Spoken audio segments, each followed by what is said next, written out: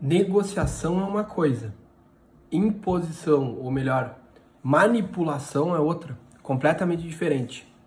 Muitas vezes essas condutas, digamos assim, são confundidas, né?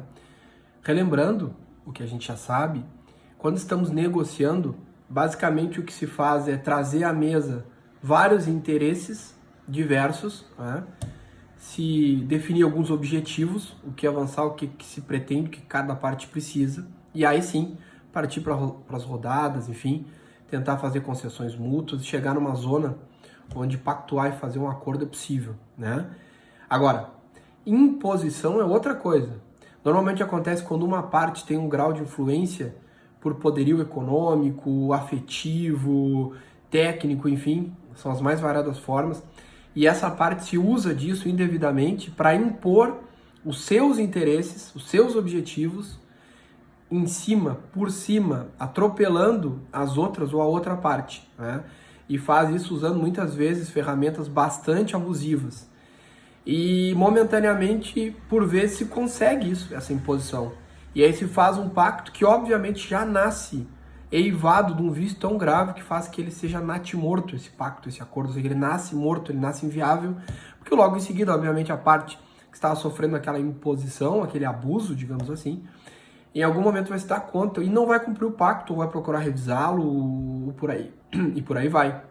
Imagine uma situação que uma empresa com poderio econômico gigante sabe que a outra depende desse poderio econômico dela para sobreviver, impõe uma negociação abusiva e faz com que os preços praticados no que pretende comprar, por exemplo, fiquem abaixo, inclusive, do custo da outra empresa do outro lado.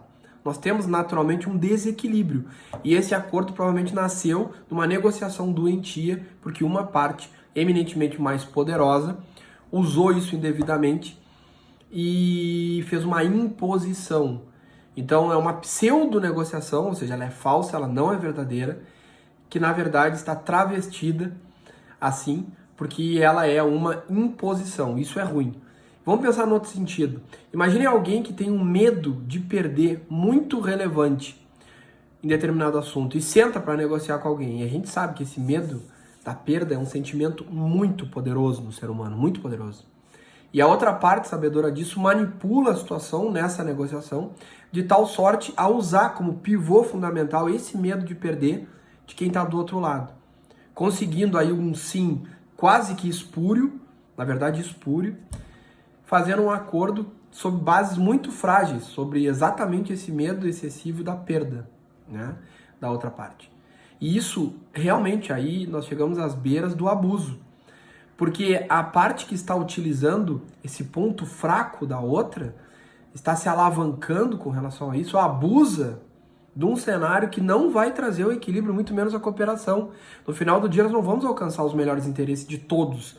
E desequilibradamente eu vou ter um mau acordo, um pacto que provavelmente vai acabar no judiciário em vias de discussão, de renegociação ou de imposição e execução, porque não era efetivamente o que as partes precisavam, já que uma foi abusada diante de uma situação específica, no caso aqui um medo excessivo da perda. O que eu quero dizer? Quando também estamos negociando, é uma ilusão achar que a gente vai fazer o outro lado mudar, se retificar, se ajustar para servir no que nós entendemos razoável. Nesse exemplo, eu não posso passar a tentar fazer uma verdadeira manipulação na outra parte para que ela deixe de ter esse medo e aí assim alcance o meu interesse e incutir na cabeça dela que o dela seria esse. Isso é errado. Nós temos que respeitar especialmente esse sentir, esses sentimentos de quem está do outro lado e negociar juntamente com ele para construir a cooperação. E não tentar impor, fazer que a outra parte deixe artificialmente de sentir algo ou de ter, por exemplo, esse medo excessivo de perda. Tá? Isso é um grande erro. E esse erro faz com que reconecte aquilo que eu falei ali no início desse vídeo.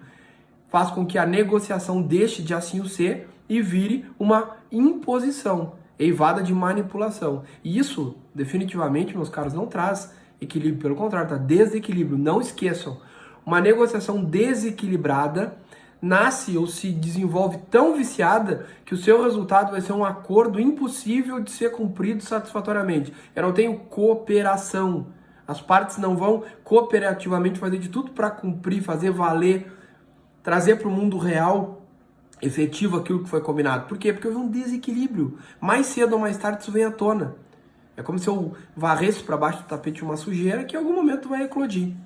Então é muito importante que nós não esqueçamos disso. Respeitar as condições de todos na negociação, sem impor nenhuma situação específica, de modo que isso não vire uma manipulação, é fundamental para que haja um respeito necessário e se construa o consenso que vai dar origem a um acordo firme, viável, que com o seu cumprimento vai satisfazer os interesses das partes que estão negociando, ou seja, o que elas precisam. Tá bem? Grande abraço. Me digam o que vocês acham disso aí, eu gosto muito de ouvir a posição de vocês.